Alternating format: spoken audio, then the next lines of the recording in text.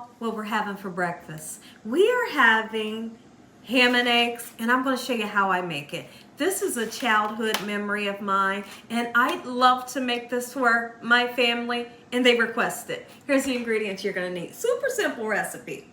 You're going to need some ham. Now you can use ham off of a ham bone or your favorite lunch meat. It can be thin, thick, whatever. We have some beautiful eggs here.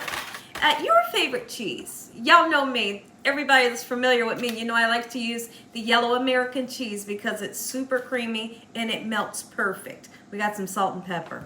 A little tiny bit of oil in the pan, just enough so our eggs don't stick. We have some butter for flavor, parsley flakes to make it nice and beautiful, and we got some sourdough English muffins. Make sure your hands are impeccably clean. Let's get started with this amazing day today. If you're not having a great day, I hope I can brighten up your day with this amazing recipe, Gina Young style.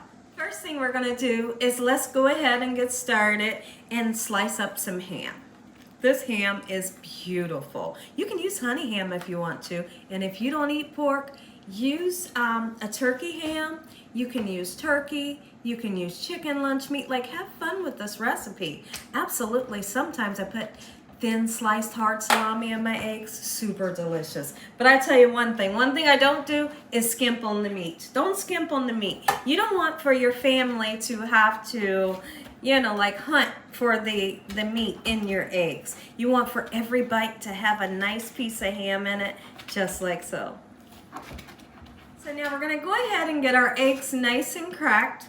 And when I make this recipe, I always think about my Uncle James. When I was younger, my Uncle James made me and him some ham and eggs. And I can just be honest, that's the time that I fell in love with ham and eggs. And I didn't even know Uncle James could cook. I didn't know he could cook. So a holiday must have passed, and my grandma, Lucille, she had a ham bone in the refrigerator. He carved some ham off of the ham bone, added it to the eggs, and it was the best eggs that I ever had in my life. And so I took that memory with me, and I shared this recipe with my family, and they totally love it. This recipe does not have to use cheese. It's delicious without cheese. Be sure to be mindful of how much salt you use, because I want you to keep in mind that the ham does have some salt in it. So just use a little bit, just like so. So when I come back, we're gonna whisk some good air into these eggs to get them nice and fluffy. Now we're gonna take this time to whisk some nice air into the eggs. When you take the time to whisk air into your eggs will turn out nice and fluffy and just super gorgeous. Just like so. Now that we have our eggs nice and whisked up, we're gonna go ahead and put about a tablespoon or maybe a teaspoon and a half of butter in here. And what I'm always looking for before I put my eggs in is for my butter to get nice and frothy. What's frothy? Well, where the milk solids will fall to the bottom of the pan, and the butter will begin to get white and frothy, almost as if, you know how the froth is on top of an iced coffee? That's what you're looking for, okay? You'll see. I'll show you in the next clip. This is what I mean when I say frothy. Just like that. Get the eggs into the pan and don't turn it up too high, right? Because we don't want brown eggs. That's one of the worst things that I hate. I don't like brown on my eggs. I think if you're making scrambled eggs, well, they should be yellow. All right, so now I have my heat on a medium, and you can even turn it down lower. When I make scrambled eggs, I always like to have a soft spatula at hand. Right now, if you wanted to, you can go ahead and put your ham in, but we'll wait a little while. Once the eggs begin to cook a little bit, I like to use a pulling technique with my soft spatula, and I like to pull in the cooked egg to the middle so it can be nice and fluffy, and the raw egg will draw to the outside of the pan. And we keep on doing that until we have a nice fluffy lump of gorgeous scrambled eggs. And don't salt it right now. If you salt it right now, you draw water out of your eggs. We'll salt it when they're almost done. I just show you all the cooked egg that I'm pushing to the middle of the pan. Take a look. You can tell already how fluffy they're going to be. Beautiful, and you just keep on doing that, all right? Here in a couple minutes, we'll come back and we'll add our ham just like so. Now, when it comes to the cheese goes in at the last minute. Time to put our ham in as much or as least as you like. And like I said, I just want to reiterate myself. If you do not eat pork, it's okay to use turkey lunch meat, ham lunch meat, turkey ham. Have fun with the recipe. Beautiful. Look at this. Oh, it's coming together. Never rush your eggs and never have them turned up too high. Oh, I can't wait. I'm just kind of moving them around.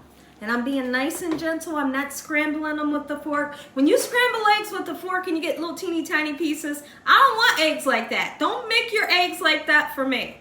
If I'm eating them, use a spatula. I want nice, big, fluffy like this. That's what I want when I think of a scrambled egg, and that's how I want you guys to try your recipe next time you make eggs. Oh my goodness. Who's excited? Are you excited?